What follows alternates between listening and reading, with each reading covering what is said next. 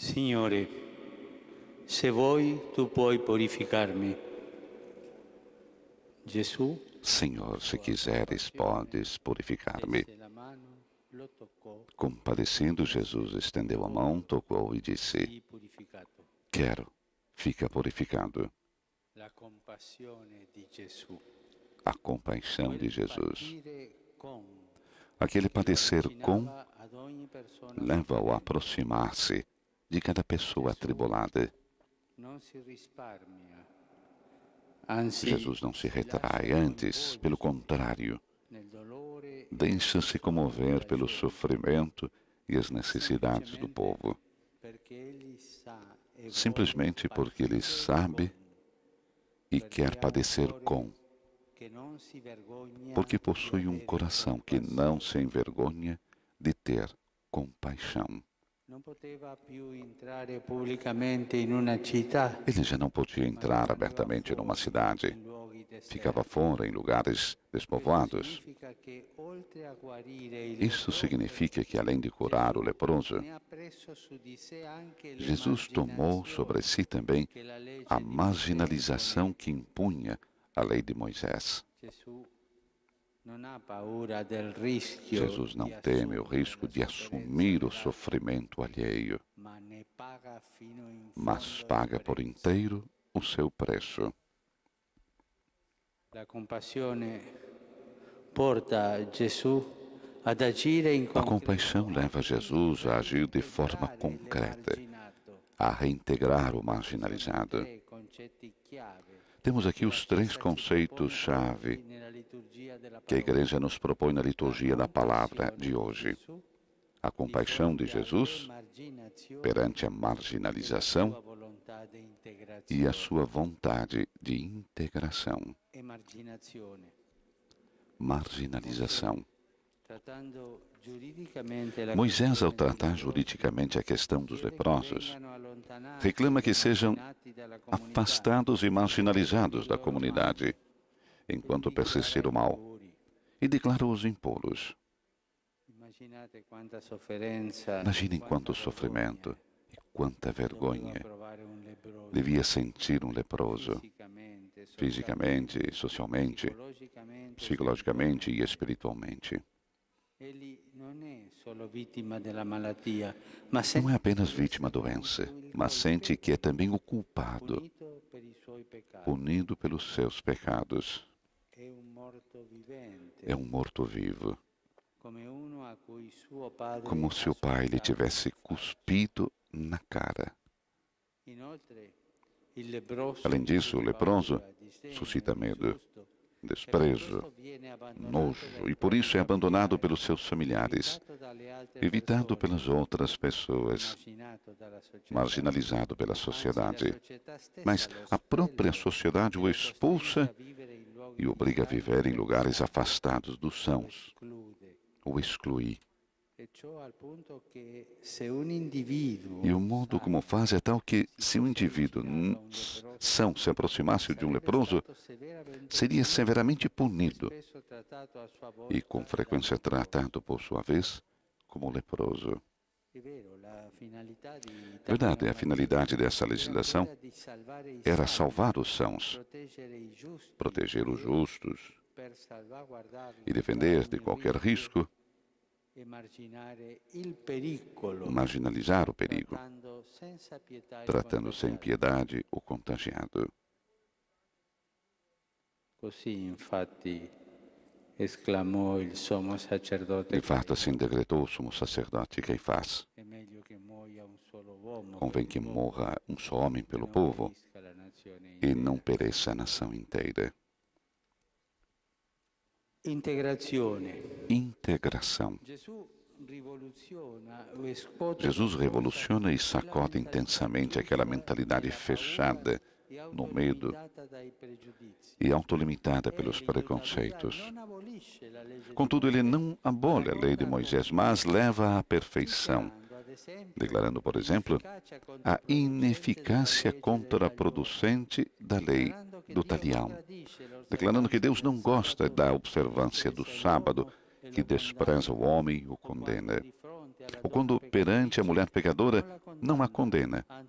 Pelo contrário, salva do zelo cego de quantos já estavam prontos para lapidar sem dó nem piedade, convictos de aplicar a lei de Moisés. Jesus revoluciona também as consciências no Sermão da Montanha, abrindo novos horizontes para a humanidade e revelando plenamente a lógica de Deus. A lógica do amor, que não se baseia no medo, mas na liberdade, na caridade, no zelo salutar e no desígnio salvífico de Deus. Deus, nosso Salvador, quer que todos os homens sejam salvos e cheguem ao conhecimento da verdade. Prefiro a misericórdia ao sacrifício.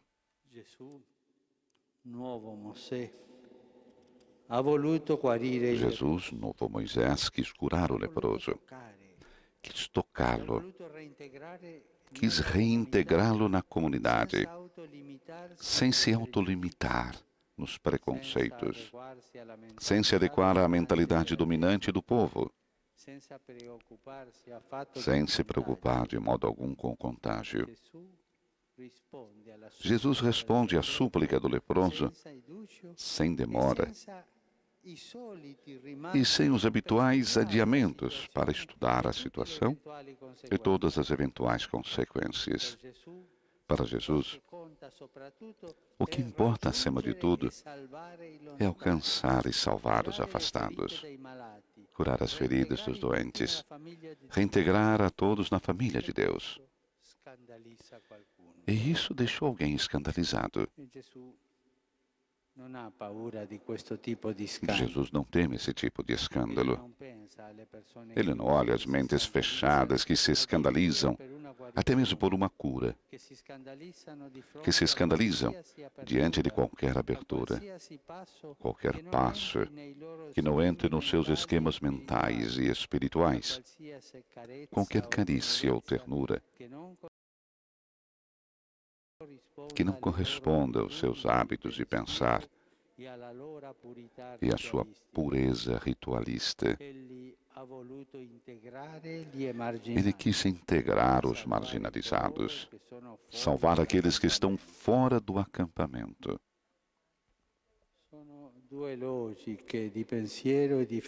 Trata-se de duas lógicas de pensamento e de fé: o medo de perder os salvos e o desejo de salvar os perdidos. Hoje, às vezes, também acontece encontrarmos-nos na encruzilhada dessas duas lógicas, a dos doutores da lei, ou seja, marginalizar o perigo, afastando a pessoa contagiada, e a lógica de Deus, que com sua misericórdia abraça e acolhe, reintegrando e transformando o mal em bem, a condenação em salvação e a exclusão em anúncio. Essas duas lógicas percorrem toda a história da Igreja: marginalizar e reintegrar. São Paulo, ao pôr em prática o mandamento do Senhor de levar o anúncio do Evangelho até os últimos confins da terra, escandalizou, encontrou forte resistência e grande hostilidade, sobretudo da parte daqueles que exigiam, inclusive aos pagãos convertidos, uma observância incondicional da lei mosaica. O próprio São Pedro foi duramente criticado pela comunidade quando entrou na casa de Cornélio, um centurião pagão. O caminho da Igreja, desde o Concílio de Jerusalém em diante, é sempre o de Jesus. O caminho da misericórdia e da integração. Isso não significa subestimar os perigos, nem fazer entrar os lobos no rebanho,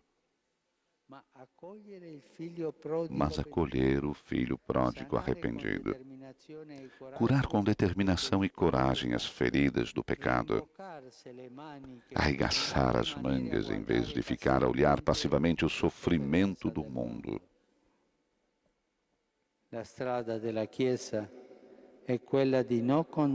O caminho da igreja é não condenar eternamente ninguém, derramar a misericórdia de Deus sobre todas as pessoas que a pedem com coração sincero. O caminho da igreja é precisamente sair do próprio recinto para ir à procura dos afastados, nas periferias da existência. Adotar integralmente a lógica de Deus. Seguir o Mestre que disse: não são os que têm saúde que precisam de médico, mas os que estão doentes. Não foram os justos que eu vim chamar ao arrependimento, mas os pecadores. Curando o leproso, Jesus não procurava ou não provocava qualquer dano a quem são. Antes, livra-o do medo. Não lhe cria um perigo, mas lhe dá um irmão. Não despreza a lei, mas preza o homem para o qual Deus inspirou a lei. De fato, Jesus liberta os sãos da tentação do irmão mais velho, do peso da inveja e da murmuração dos trabalhadores que suportaram o cansaço do dia e o seu calor.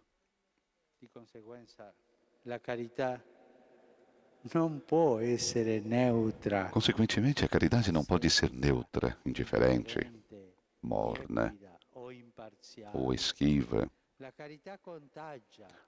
A caridade contagia, apaixona, arrisca e envolve, porque a caridade verdadeira é sempre imerecida, incondicional e gratuita.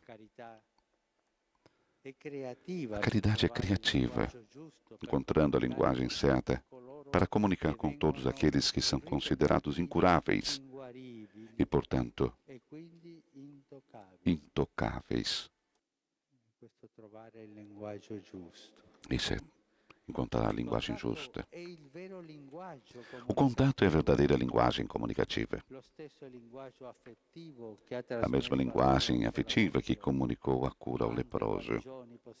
Quantas curas podemos realizar e comunicar aprendendo esta linguagem? Era um leproso e tornou-se arauto do amor de Deus, diz o Evangelho. Ele, porém, assim que se retirou, começou a proclamar e a divulgar o sucedido. Amados novos cardeais, esta é a lógica de Jesus. Este é o caminho da igreja. Não só acolher e integrar com coragem evangélica aqueles que batem à nossa porta, mas ir à procura, procurar sem preconceitos, sem medo, dos afastados, revelando-lhes gratuitamente aquilo que gratuitamente recebemos. Quem diz que permanece em Cristo deve caminhar como Ele caminhou, como Ele se comportou. A disponibilidade total para servir os outros é o nosso sinal distintivo. É o nosso único título de honra. Pensem bem, nesses dias em que vocês receberam o título cardinalício, invoquemos a intercessão de Maria, Mãe da Igreja, que sofreu em primeira pessoa a marginalização por causa das calúnias e do exílio, para que nos alcance a graça de sermos servos fiéis a Deus. Que ela nos ensine, ela que é mãe, a não termos medo de acolher com ternura os marginalizados, a não termos a temermos a ternura e a compaixão, que ela nos revista de paciência, acompanhando-nos no caminho, sem buscar os triunfos de um sucesso mundano. Que ela nos mostre Jesus e nos faça caminhar com Ele. Amados irmãos novos cardeais, olhando para Jesus e a nossa Mãe, exorto-vos a servir a Igreja, de tal maneira que os cristãos, edificados pelo nosso testemunho, não se sintam tentados a estar com Jesus sem quererem estar com os marginalizados, isolando-se numa casta que nada tem de autenticamente eclesial. Exorto-vos a servir Jesus crucificado em toda pessoa marginalizada, seja pelo motivo que for. A ver o Senhor em cada pessoa excluída que tem fome, que tem sede, que não tem o que se cobrir. A ver o Senhor que está presente também naqueles que perderam a fé ou se afastaram da prática da sua fé. O que está na cadeia, o que está doente, que não tem trabalho, que é perseguido. O Senhor que está no leproso, no corpo ou na alma, que é discriminado. Não descobrimos o Senhor se não acolhemos de maneira autêntica o marginalizado. Recordemos sempre a imagem de São Francisco, que não teve medo de abraçar o leproso e acolher aqueles que sofrem qualquer gênero de marginalização. Verdadeiramente, queridos irmãos, é no Evangelho dos marginalizados que se descobre e revela a nossa credibilidade.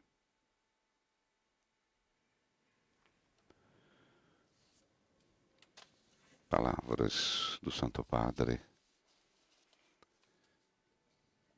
neste sexto domingo do tempo comum.